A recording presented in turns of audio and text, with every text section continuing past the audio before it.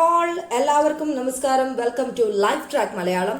അപ്പോൾ ഇന്നത്തെ വീഡിയോയിൽ നമ്മൾ ഡിസ്കസ് ചെയ്യാനായിട്ട് പോകുന്നത് ഫസ്റ്റ് എയ്ഡ്, അതുപോലെ നമ്മുടെ സ്പെഷ്യൽ ടോപ്പിക്കിന്റെ 5ാമത്തെ ദിവസത്തിലേക്ക് നമ്മൾ കടക്കുകയാണ്. അപ്പോൾ ഇന്ന് നമ്മൾ ഡിസ്കസ് ചെയ്യാനായിട്ട് പോകുന്നത് കുറച്ച് PYQs ആണ്. PSC ഇതുവരെ ചോദിച്ചിട്ടുള്ള ഫയർമാൻ, ഫയർ വുമന്റെ ഇതുവരെ ചോദിച്ചിട്ടുള്ള പ്രീവിയസ് ഇയർ ക്വസ്റ്റ്യൻസും അതിന്റെ റിലേറ്റഡ് ഫാക്ട്സും ആണ് ഇന്ന് ഞാൻ പറഞ്ഞു തരാനായിട്ട് പോകുന്നത്. അപ്പോൾ ക്ലാസ്സിലേക്ക് കടക്കുന്നതിന് മുമ്പ് ഞാൻ എന്നും പറയുന്നത് പോലെ നമ്മുടെ 10 days മാരത്തോണിൽ ഇനിയും ജോയിൻ ചെയ്യാത്ത കുട്ടികളുണ്ടെങ്കിൽ പെട്ടെന്ന് തന്നെ ജോയിൻ ചെയ്യാനായിട്ട് ശ്രദ്ധിക്കുക. കാരണം നമ്മൾ സ്പെഷ്യൽ ടോപ്പിക്കിൽ മാത്രം കോൺസെൻട്രേറ്റ് ചെയ്ത് കഴിഞ്ഞാൽ നിങ്ങൾക്ക് 20 മാർക്ക് മാത്രമേ കിട്ടുള്ളൂ. ബാക്കി 80 മാർക്ക് ഒരു സൈഡിൽ കൂടെ പോവും.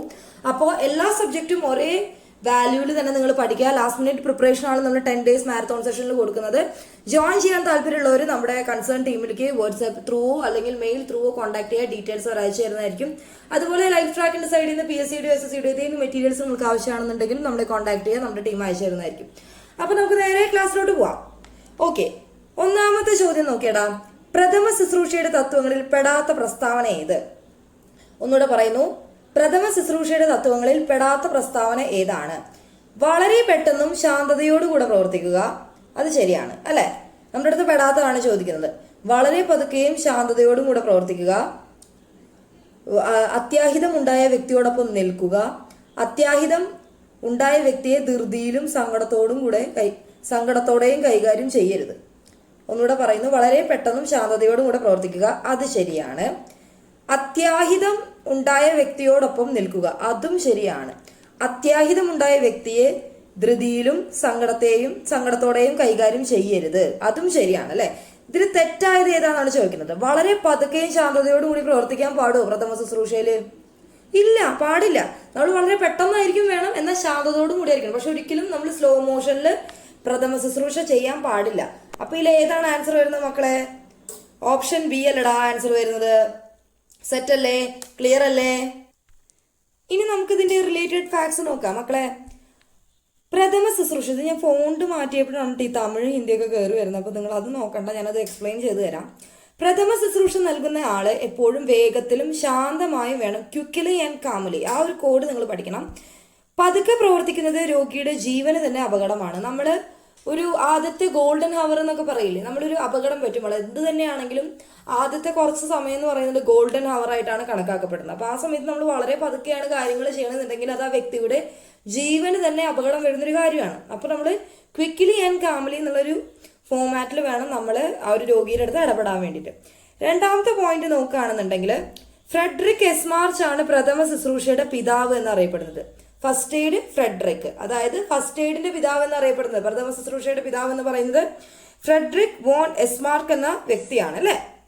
ഓക്കെ, ഇനി ലോക പ്രഥമ ശുശ്രൂഷ ദിനമായി കൺസിഡർ ചെയ്യുന്നത് എന്നാണ്? സെപ്റ്റംബർ മാസത്തിലെ 2ാം ശനിയാഴ്ചയാണ്.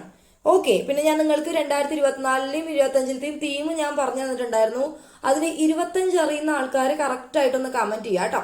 ഓക്കെ, നിങ്ങൾക്ക് അറിയുന്ന ആ ഒരു തീം 2025 ആ ഒരു ഫസ്റ്റ് എയ്ഡ് ദിനത്തിനോട് അനുബന്ധിച്ചിട്ടുള്ള തീം അറിയണത് ഒന്ന് കമന്റ് ചെയ്യുക. ഓക്കെ അല്ലേ? ഞാൻ നിങ്ങൾക്ക് ഇനി പിന്നെ പ്രഥമ ശുശ്രൂഷയുടെ 3 P എന്നുള്ള ഒരു സംഭവം, 3 P's എന്നുള്ള ഒരു സംഭവം പഠിപ്പിച്ചു തന്നിട്ടുണ്ടായിരുന്നു. ആ 3 P's ഒന്ന് പെട്ടെന്ന് പറഞ്ഞേ. Preserve life, prevent further injury, promote recovery. ജീവൻ നിലനിർത്തുക, അവസ്ഥ കൂടുതൽ വഷളാക്കാതെ നോക്കുക, സുഖം പ്രാപിക്കുന്നത് പ്രോത്സാഹിപ്പിക്കുക. ഈ 3 Pയും നിങ്ങൾക്ക് അറിയാമെന്ന് ഞാൻ വിചാരിക്കുന്നു. അടുത്ത ക്വസ്റ്റ്യനിലേക്ക് പോവാം.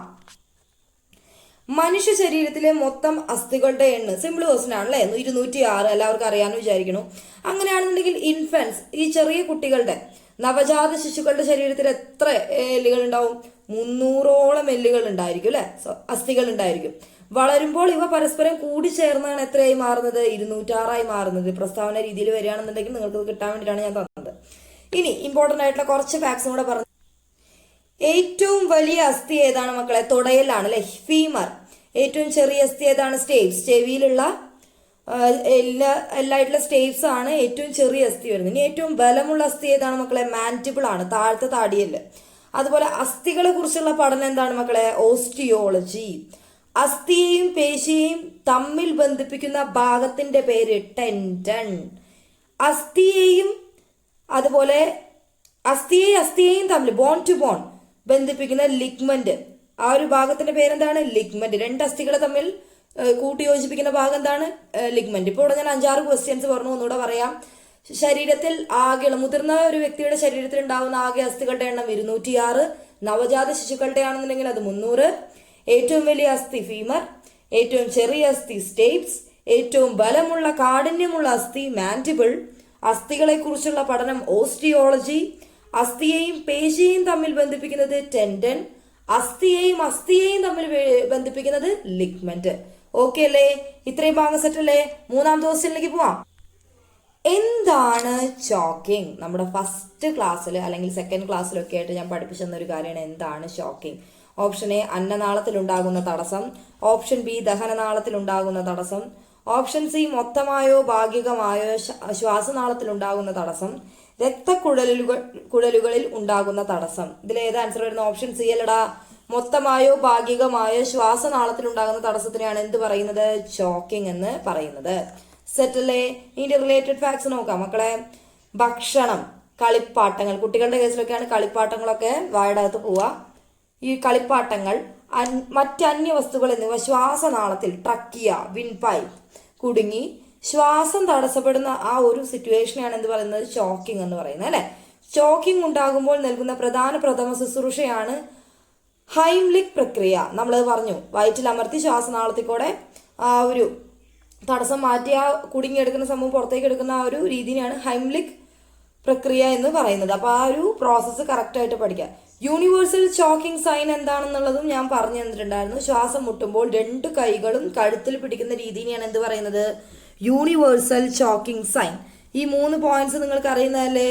ഓക്കെ അല്ലേ? അടുത്ത ക്വസ്റ്റ്യനിലേക്ക് പോവാം. മുറിവിൽ അണുബാധ തടയുന്നതിന് വേണ്ടി ചെയ്യരുതാത്തത് എന്ത്? ചെയ്യരുതാത്തതാണ് ചോദിക്കുന്നത് കേട്ടോ. മുറിവിൽ അണുബാധ തടയുന്നതിന് വേണ്ടി ചെയ്യരുതാത്തത് എന്ത്? മുറിവ് ഒഴുകുന്ന പൈപ്പ് വെള്ളത്തിൽ കഴുകുക. അതെന്താ നമുക്ക് ചെയ്യാവുന്ന ഒരു കാര്യമാണ്. മുറിവ് തിളയ്ക്കുന്ന വെള്ളത്തിൽ കഴുകുക, അത് ചെയ്യാൻ പാടുമോ? ചെയ്യാൻ പാടില്ല. മുറിവ് അണുവിമുക്തമാക്കിയ വെള്ളത്തിൽ കഴുകുക, അതും ശരിയാണ്. എയും സിയും ശരിയാണ്. ഇതിൽ പിന്നെ ഏതാണ്? ഡി എന്താ പറയുന്നത്? മുറിവ് വിമുക്തമായ ബാൻഡേജ് കൊണ്ട് കെട്ടുക, അതും നമ്മൾ ചെയ്യുന്നതാണ്. അപ്പൊ ഇതിൽ ചെയ്യാൻ പാടില്ലാത്ത കാര്യം ഏതാ മക്കളെ? ബി അല്ലേ തെറ്റായിട്ടുള്ള ഓപ്ഷൻ വരുന്നത്. മുറിവ് തിളയ്ക്കുന്ന വെള്ളത്തിൽ ആരെങ്കിലും കഴുകുമോ? ഇല്ല. ഇതിന്റെ റിലേറ്റഡ് ഫാക്ട്സ് നോക്കാം. ഓക്കെ, ഇതിന്റെ റിലേറ്റഡ് ഫാക്ട്സ് നിങ്ങൾക്ക് മനസ്സിലായി എന്ന് ഞാൻ വിചാരിക്കുന്നു. തിളച്ച വെള്ളത്തിൽ ഒരിക്കലും നമ്മൾ മുറിവ് കഴുകാനായിട്ട് പാടില്ല. റണ്ണിങ് വാട്ടറിൽ അല്ലെങ്കിൽ തണുത്ത വെള്ളത്തിൽ വേണം നമ്മൾ കഴുകാൻ വേണ്ടിയിട്ട്.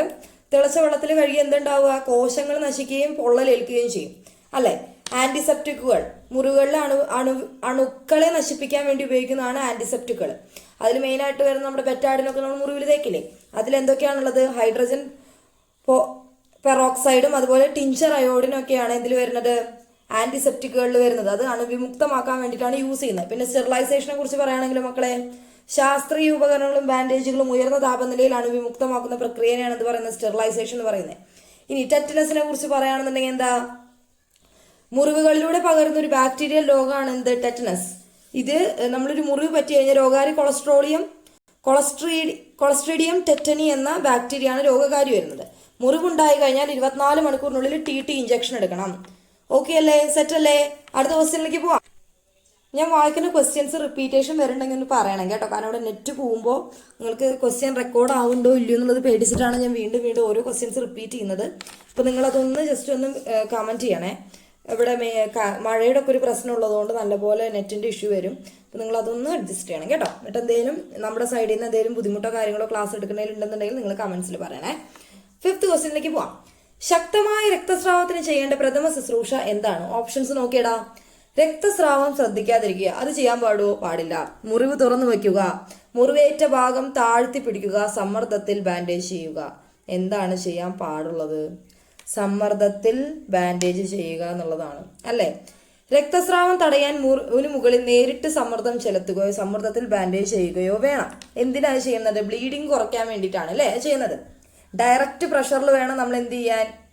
മുറിവ് കെട്ടാൻ വേണ്ടിയിട്ട്. എന്നാൽ ആ ഒരു മുറിവ് വീണ്ടും വഷളാക്കുന്ന രീതിയിലും കെട്ടാൻ പാടില്ല. അത് നമ്മൾ നോർമലി കെട്ടുന്നതിനേക്കാൾ ഒരു കുറച്ച് സമ്മർദ്ദത്തിൽ ബാൻഡേജ് കെട്ടണം. എന്നാൽ ഒരുപാട് ഓവർ ആയിട്ട് ബ്ലീഡിങ് വരുന്ന രീതിയിൽ നമ്മൾ ചെയ്യാനായിട്ടും പാടില്ല. ആ രീതിയിൽ വേണം നമ്മൾ ചെയ്യാനായിട്ട്. ഇനി അടുത്ത പോയിന്റ് നോക്കിയേ. ഉയർത്തിപ്പിടിക്കൽ, എലവേഷൻ. മുറിവുണ്ടായ ഭാഗം ഹൃദയത്തിന്റെ നിരപ്പിനേക്കാൾ ഉയർത്തിപ്പിടിക്കുന്നത് ഗുരുത്വാകർഷണം മൂലം ആ ഭാഗത്തേക്കുള്ള രക്തപ്രവാഹം രക്തസ്രാവത്തിന്റെ വേഗത കുറയ്ക്കും. അതായത് നമ്മൾ മുറിവ് ഉണ്ടായ ഭാഗം താഴ്ത്തി പിടിക്കുകയാണെന്നുണ്ടെങ്കിൽ ബ്ലഡ് ഫ്ലോ കൂടും, ബ്ലഡ് നല്ല രീതിക്ക് നഷ്ടപ്പെടാനും സാധ്യതയുണ്ട്. ആ സമയം നമ്മൾ ഉയർത്തി പിടിച്ചു കഴിഞ്ഞാൽ എന്തുണ്ടാവും? ഗുരുത്വാകർഷണം മൂലം ആ ഭാഗത്തേക്കുള്ള രക്തപ്രവാഹവും രക്തസ്രാവത്തിന്റെ വേഗതയും കുറയും. അപ്പോൾ ബ്ലഡ് നമുക്ക് ഒരുപാട് എക്സസ് ആയിട്ട് ലോസ് ആവില്ല. പിന്നെ ഞാൻ കഴിഞ്ഞ ക്ലാസ്സിൽ പറഞ്ഞൊരു ടേം ആണ് ടൂർണിക്കറ്റ്. എന്താണ് മക്കളെ ടൂർണിക്കറ്റ്? ഒന്ന് കമന്റ് ചെയ്തേ. കഠിനമായ രക്തസ്രാവം നിയന്ത്രിക്കാൻ കൈകാലുകളിൽ പെട്ടെന്ന് കെട്ടുന്ന പ്രത്യേക തരം ബാൻഡേജ് ആണ് എന്ത്? ടൂർണിക്കറ്റ്. ഒരു കെട്ടുന്ന രീതിയാണ് നമ്മൾ ടൂർണിക്കറ്റ് എന്ന് പറയുന്നത്. ഓക്കെ അല്ലേ? അടുത്ത പോയിന്റിലേക്ക് പോവാം. രക്തക്കട്ട പിടിക്കാൻ സഹായിക്കുന്ന ഘടകങ്ങൾ രക്തകോശം, പ്ലേറ്റ്ലെറ്റുകൾ അതായത് ത്രോംബോസൈറ്റുകൾ, വൈറ്റമിൻ കെ, ലോഹം, കാൽസ്യം, പ്ലാസ്മ, പ്രോട്ടീനുകൾ, ഫൈബ്രിനോജൻ, പ്രോത്രോംബിൻ. ഓക്കെ അല്ലേ? ഇനി അങ്ങനെയാണ് ഞാൻ മക്കളെ ഒരു കാര്യം ചോദിക്കട്ടെ. ഈ രക്തം എക്സസ് ആയിട്ട് നഷ്ടപ്പെടുന്ന ഒരു രോഗം ഉണ്ടല്ലോ, ആ രോഗത്തിന്റെ പേരെന്താണ്? അതൊന്നറിയോ നിങ്ങൾക്ക്? രോഗങ്ങളുടെ റാണി, അതുപോലെ രോഗങ്ങളുടെ എന്താ പറയാ റാണി, അതിനെ ക്വീൻ ഓഫ് ഡിസീസസ് എന്നൊക്കെ അറിയപ്പെടുന്നതാണ്. നിങ്ങൾക്ക് ഒന്ന് അറിയുന്നുണ്ടെങ്കിൽ ജസ്റ്റ് ഒന്ന് കമന്റ് ചെയ്തേ. ഓക്കെ, ഞാൻ പറഞ്ഞ ക്വസ്റ്റ്യൻ്റെ ആൻസർ ഇപ്പോഴേക്കും വന്നു. അങ്ങനെ ഒരു കുഴപ്പമുണ്ട് എൻ്റെ ക്വസ്റ്റ്യൻസിന്. ഹീമോഫീലിയ, രക്തം കട്ടപിടിക്കാത്ത ജനിതക രോഗം, റോയൽ ഡിസീസ് എന്നാണ് കേട്ടോ, അല്ല രോഗങ്ങളുടെ രാജകുമാരി അല്ല, അത് വേറെയാണ്. സാധാരണയായി രക്തം കട്ടപിടിക്കാൻ എടുക്കുന്ന സമയം 2 മുതൽ 5 മിനിറ്റ് വരെയാണ്. ശരീരത്തിനുള്ളിൽ, ഓക്കെ നെറ്റ് ഒന്ന് പോയതാണേ. ഞാൻ നേരത്തെ നിങ്ങളുടെ അടുത്ത് പറഞ്ഞിരുന്ന രോഗങ്ങളുടെ രാജാവ് ഹീമോഫീലിയ എന്നുള്ള അർത്ഥത്തിലാണ് ഞാൻ നേരത്തെ പറഞ്ഞത്, എൻ്റെ മിസ്റ്റേക്ക് ആണ്. റോയൽ ഡിസീസസ് എന്നാണ് ഹീമോഫീലിയ അറിയപ്പെടുന്നത്. രോഗങ്ങളുടെ രാജാവ് വേറെ ആളാണ്. അത് നിങ്ങളൊന്ന് കമന്റ് ചെയ്തേ. നിങ്ങൾക്കറിയാം, PSC പലപ്പോഴും ചോദിച്ചിട്ടുള്ള ഒരു ക്വസ്റ്റൻ ആണ്. അതൊന്ന് കമന്റ് ചെയ്യട്ടെ. രോഗങ്ങളുടെ രാജാവ് എന്നറിയപ്പെടുന്ന രോഗം ഏതാണെന്നുള്ളതൊന്ന് കമന്റ് ചെയ്യണം കേട്ടോ. ഓക്കെ, സാധാരണയായി രക്തം കട്ടപിടിക്കാൻ എടുക്കുന്ന സമയം 2 to 5 മിനിറ്റ് ആണെന്ന് നമ്മൾ പറഞ്ഞു. ശരീരത്തിനുള്ളിൽ രക്തം കട്ടപിടിക്കുന്നത് തടയുന്ന പ്രകൃതിദത്ത ആന്റി കൊയാഗുലന്റ് ഹെപ്പാരിൻ അല്ലെ? ശരീരത്തിനുള്ളിൽ രക്തം കട്ടപിടിക്കുന്നത് തടയുന്ന പ്രകൃതിദത്ത ആന്റി കൊയാഗുലന്റ് എന്താണ് മക്കളെ? ഹെപ്പാരിൻ ആണ് അല്ലെ? ഓക്കെ അല്ലേ? ഇത്രയും പോയിന്റ്സ് കിട്ടിയില്ലേ? അടുത്ത ക്വസ്റ്റ്യനിലേക്ക് പോവാം. പൊള്ളലുണ്ടായ വ്യക്തിക്ക് നൽകേണ്ട പ്രഥമ ശുശ്രൂഷ ഏതാണ്? താഴെ തന്നിരിക്കുന്ന ഓപ്ഷൻസ് ഒന്ന് നോക്കിയേ. പൊള്ളലുണ്ടായ വ്യക്തിയെ കിടക്കാൻ അനുവദിക്കുക, ടൂത്ത് പേസ്റ്റ് പുരട്ടുക, നെയ്യ് പുരട്ടുക, പൊള്ളലുണ്ടായ സ്ഥലത്ത് ഒട്ടിപ്പിടിച്ചിരിക്കുന്ന തുണികൾ ബലമായി എടുത്തു മാറ്റുക. ടൂത്ത് പേസ്റ്റ് പുരട്ടാൻ പാടുമോ മക്കളെ? ഇതിപ്പോ നമ്മുടെ പല അമ്മമാരും ചെയ്യുന്നൊരു കാര്യമാണ് ടൂത്ത് പേസ്റ്റ് പുരട്ടാന്നുള്ളത്. പക്ഷെ ശരിക്കും അത് റോങ് ആണ്, അത് ചെയ്യാൻ പാടില്ല. നെയ്യ് പുരട്ടുക, അതും ചെയ്യാൻ പാടില്ല. പൊള്ളലുണ്ടായ സ്ഥലത്ത് ഒട്ടിപ്പിടിച്ചിരിക്കുന്ന തുണികൾ ബലമായി എടുത്തു മാറ്റുക, അതും ചെയ്യാൻ പാടില്ല. നമ്മുടെ ത്വക്ക് സാരമായി നഷ്ടപ്പെടുന്ന ഒരു സിറ്റുവേഷനിലേക്ക് പോകും. അതുകൊണ്ട് തന്നെ നമ്മൾ എന്താണ് ഇതിൽ 4 ഓപ്ഷൻസ് ചെയ്യാൻ പാടുള്ളത്? പൊള്ളലേറ്റ വ്യക്തിയെ കിടക്കാൻ അനുവദിക്കുകയല്ലേ വേണ്ടത്? അതെ, കിടക്കാൻ അനുവദിക്കുകയാണ് വേണ്ടത്. ഇതിന്റെ റിലേറ്റഡ് ഫാക്ട്സ് നമുക്ക് നോക്കാം. പൊള്ളലേറ്റ വ്യക്തിയെ സുരക്ഷിതമായി കിടത്തുന്നത് വഴി രക്തയോട്ടം നിലനിർത്താനും ഷോക്ക് ഉണ്ടാകുന്നത് തടയാനും സാധിക്കും.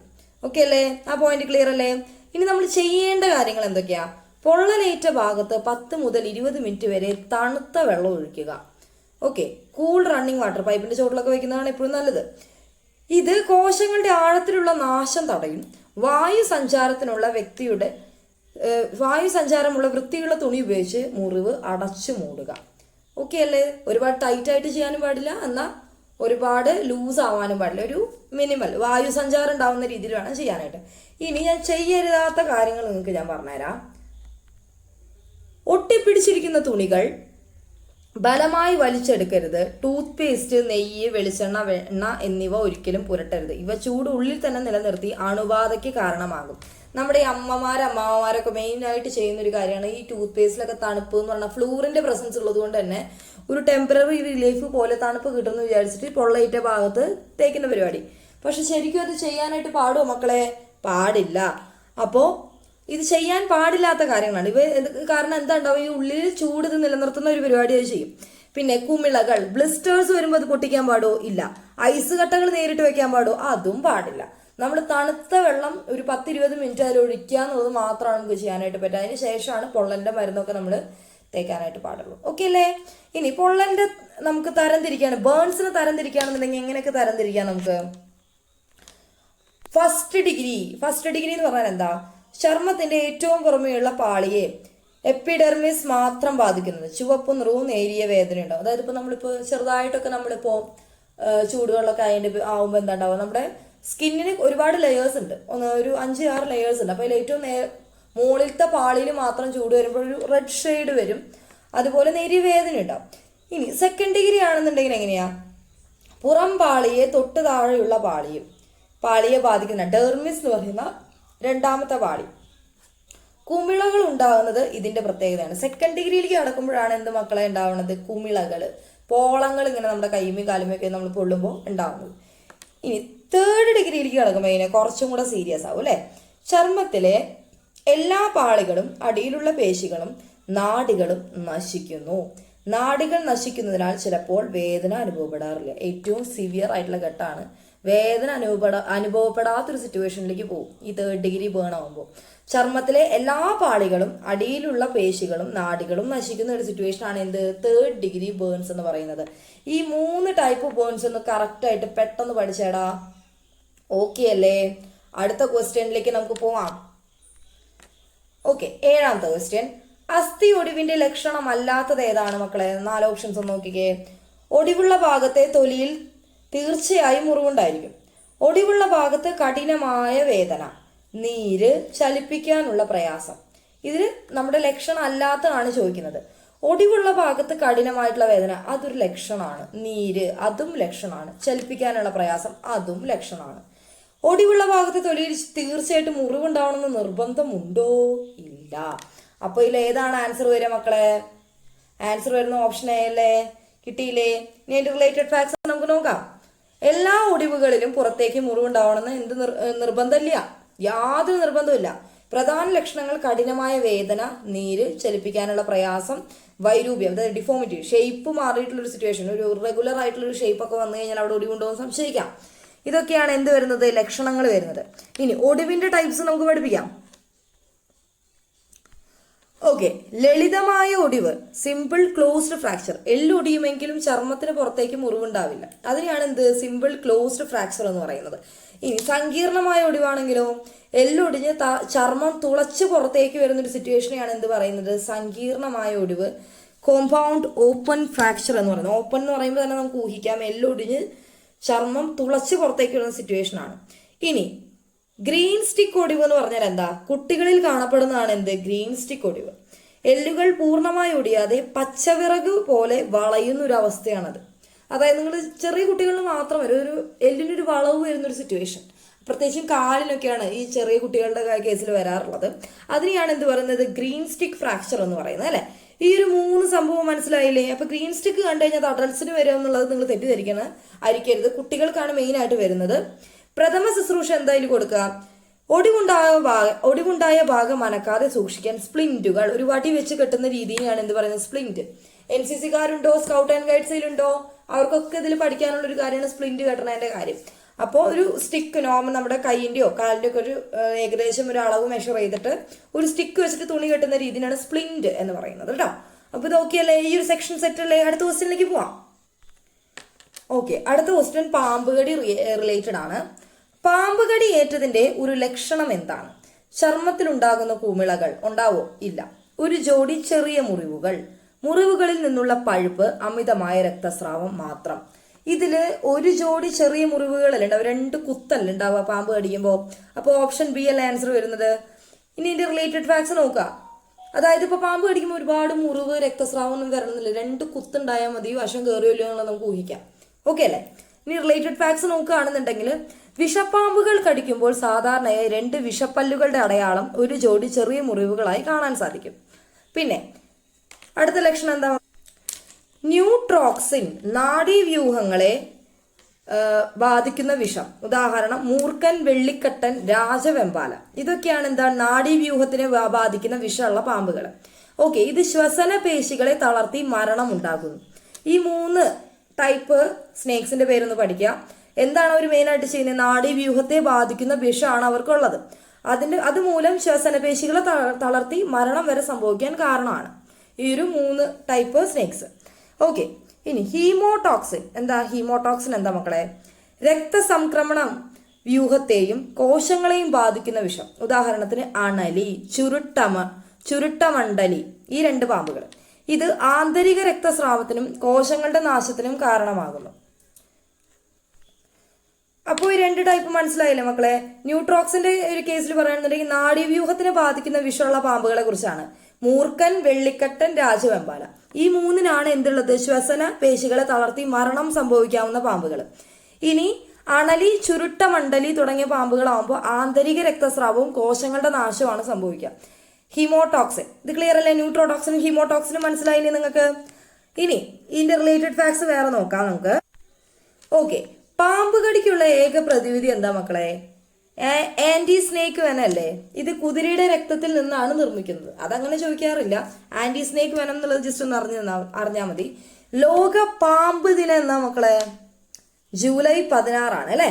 പാമ്പുകളെ കുറിച്ചുള്ള പഠനം ഓഫിയോളജി അല്ലെങ്കിൽ സെർപ്പന്റോളജി, ഇതൊന്ന് നോക്കണം കേട്ടോ. സെറ്റ് അല്ലേ? ഓക്കെ അല്ലേ? ഇത്രയും ഡീറ്റെയിൽസ് പഠിച്ചില്ലേ? ആ ഒരു പാമ്പ് കടി റിലേറ്റഡ് ആയിട്ടുള്ള എന്ത് ക്വസ്റ്റ്യൻ വന്നാലും നിങ്ങൾക്ക് ആൻസർ ചെയ്യാൻ പറ്റുമെന്ന് ഞാൻ വിചാരിക്കുന്നു. അടുത്ത ക്വസ്റ്റ്യനിലേക്ക് പോവാം. ഓക്കെ, അടുത്ത ക്വസ്റ്റ്യൻ. പ്രഥമ ശുശ്രൂഷയുടെ പ്രധാന ലക്ഷ്യങ്ങളിൽ ഉൾപ്പെടുന്നവ ഏതെല്ലാമാണ്? പ്രഥമ ശുശ്രൂഷയുടെ പ്രധാന ലക്ഷ്യങ്ങളിൽ ഉൾപ്പെടുന്നവ ഏതെല്ലാം? ജീവൻ രക്ഷിക്കുക, ശരിയാണ്. വേദന കുറയ്ക്കുക, ശരിയാണ്. ഗുരുതരാവസ്ഥ ഒഴിവാക്കുക, അതും ശരിയാണ്. മുകളിൽ പറഞ്ഞ എല്ലാതും നമ്മുടെ പ്രഥമ ശുശ്രൂഷയുടെ ലക്ഷ്യങ്ങളല്ലേ മക്കളെ? ശരിയല്ലേ? ഇനി ഇതിന്റെ റിലേറ്റഡ് ഫാക്ട്സ് നോക്കുകയാണെന്നുണ്ടെങ്കിൽ നമ്മൾ 3 P തന്നെയാണ് ഇതിന്റെ ആൻസർ വരുന്നത്. Preserve life, prevent worsening, promote recovery. രോഗിയെ എത്രയും വേഗം സുരക്ഷിതമായി അടുത്തുള്ള ആശുപത്രിയിൽ എത്തിക്കുന്നതും ഫസ്റ്റ് എയ്ഡിന്റെ അവസാന ഘട്ടമായി ചെയ്യുന്ന ഒരു പ്രധാന ലക്ഷണമാണ് അല്ലേ? ആ ഒരു 3 പീസ് കറക്റ്റായിട്ട് എൻ്റെ മക്കൾ പഠിക്കാനായിട്ട് നോക്കുക. വേറെ എന്തെങ്കിലും പിയുടെ ഡെഫിനേഷനായിട്ട് കണ്ടു കഴിഞ്ഞാൽ നിങ്ങൾക്ക് ഇത് എലിമിനേറ്റ് ചെയ്യാൻ പറ്റണം. അപ്പം ആ 3 Pയും കറക്റ്റായിട്ട് മക്കൾ പഠിക്കുക. അടുത്ത ക്വസ്റ്റ്യനിലേക്ക് പോവാം. രക്തസ്രാവം കുറയ്ക്കുന്നതിനുള്ള നടപടികൾ എന്തെല്ലാം? രക്തസ്രാവം റെഡ്യൂസ് ചെയ്യാൻ എന്താ ചെയ്യാം? വിശ്രമം നൽകുക, മുറിവേറ്റ ഭാഗം ഉയർത്തുക. എയും ബിയും ശരിയാണ്, രണ്ടും തെറ്റാണ്. ഇതിലെന്താ ആൻസർ വരിക? ഓപ്ഷൻ സി അല്ലടാ, എയും ബിയും ശരിയല്ലേ? വിശ്രമം നൽകണം രക്തസ്രാവം ഉണ്ടാവുന്ന ഒരാൾക്ക്, മുറിവേറ്റ ഭാഗം ഉയർത്തിക്കെടുത്തണം. എന്തിനാ? ആ ഒരു ബ്ലഡ് സർക്കുലേഷൻ കുറയ്ക്കാനായിട്ട്. ഇനി മുറിവേറ്റ വ്യക്തി വിശ്രമം നൽകുന്നതിലൂടെ എന്താ സംഭവിക്കുക? ഹൃദയമിടിപ്പിന്റെ നിരക്ക് കുറയ്ക്കാനും അതുവഴി രക്തം അമിതമായി പുറത്തു പോകുന്നത് തടയാനും സാധിക്കും. ഉയർത്തുന്നതിലൂടെ എന്താ ഉണ്ടാവുക? ആ ഒരു ബ്ലഡിന്റെ ലോസ് കുറയാനായിട്ട് സാധിക്കും. കാരണം ഹൃദയനിരപ്പിനേക്കാൾ ഉയർത്തിപ്പിടിക്കുന്നത് ഗുരുത്വാകർഷണം മൂലം ആ ഭാഗത്തേക്കുള്ള രക്തപ്രവാഹം കുറയ്ക്കാൻ സാധിക്കും. ഓക്കെ അല്ലേ? സെറ്റ് അല്ലേ? കഴിഞ്ഞ ക്ലാസ്സിൽ നിങ്ങൾക്ക് ഞാൻ റൈസിന്റെ ഡെഫിനേഷൻ ഞാൻ പറഞ്ഞു തന്നിട്ടുണ്ടായിരുന്നു. Rest, ice, compression, elevation. ഈ ഒരു സംഭവം റൈസ് പ്രോട്ടോകോൾ നിങ്ങൾക്ക് അറിയാമെന്ന് തന്നെ ഞാൻ വിചാരിക്കുന്നു. അറിയില്ല എന്നുണ്ടെങ്കിൽ ഇപ്പം തന്നെ പഠിച്ചിട്ട് പോവുക. പിന്നീട് നമ്മളിത് അറിയാത്തതിൻ്റെ പേരിൽ 1 മാർക്ക് നിങ്ങൾക്ക് നഷ്ടപ്പെടരുത്. ഓക്കെ അല്ലേ? സെറ്റ് അല്ലേ? അടുത്ത ക്വസ്റ്റ്യൻ. ശ്വസന തടസ്സത്തിന്റെ കാരണമല്ലാത്തത് എന്ത്? വൈദ്യുത ആഘാതം ഏൽക്കുക, രക്തം ഛർദ്ദിക്കുക, ശ്വാസനാളത്തിലെ തടസ്സം, വെള്ളത്തിൽ മുങ്ങിത്താഴുക. ശ്വാസതടസ്സത്തിന്റെ കാരണമല്ലാത്തതാണ് കേട്ടോ ചോദിക്കുന്നത്. ഇതിലേത് ആൻസർ വരുന്നത്? രക്തം ഛർദ്ദിക്കുന്നതല്ലേ? രക്തം ഛർദ്ദിക്കുന്നത് പ്രധാനമായി ദഹന വ്യവസ്ഥയിലെ ആമാശയം, അന്നനാളം തകരാറുകൾ മൂലമാണ് ഉണ്ടാകുന്നത്. ഇത് നേരിട്ട് ശ്വാസതടസ്സത്തിന് കാരണമാവില്ല, ഇല്ലല്ലോ. ഓക്കെ അല്ലേ? ഇനി വൈദ്യുതി ആഘാതമാണെങ്കിലോ മക്കളെ?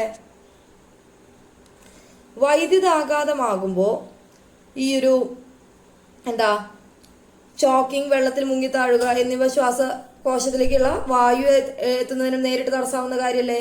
ഓക്കെ അല്ലേ? ശരീരത്തിലെ ശ്വസന കേന്ദ്രം മസ്തിഷ്കത്തിലെ മെഡുല ഒബ്ലാങ്കട്ടയാണ്. ഇത്രയും പോയിന്റ്സ് കിട്ടിയില്ലേ? ഓക്കെ അല്ലേ? ഈ ഒരു ക്വസ്റ്റ്യൻ ഇത്രയും ഓക്കെ അല്ലടാ? സെറ്റ് അല്ലേ? അപ്പൊ ഇന്നത്തെ സെക്ഷൻ നിങ്ങൾക്ക് യൂസ്ഫുൾ ആയി എന്ന് വിചാരിക്കുന്നു.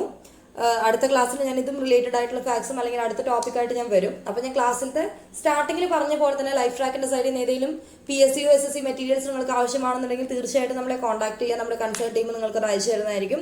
നമ്മുടെ മാരത്തോണിൽ ഇനിയും ജോയിൻ ചെയ്യാത്ത കുട്ടികൾ ഇനിയും സമയമുണ്ട് നിങ്ങൾക്ക്. നിങ്ങൾ ജോയിൻ ചെയ്യുക, കൃത്യമായിട്ട് തന്നെ പഠിക്കുക. നിങ്ങൾക്ക് പറ്റാത്തതായിട്ടുള്ള SSC പരീക്ഷയോ PSC പരീക്ഷയോ ഇതുവരെ ഇറങ്ങിയിട്ടില്ല. നന്നായിട്ട് പഠിക്കുക. നിങ്ങൾ വിചാരിച്ച പൊസിഷനിലേക്ക് എല്ലാവർക്കും എത്താൻ സാധിക്കട്ടെ.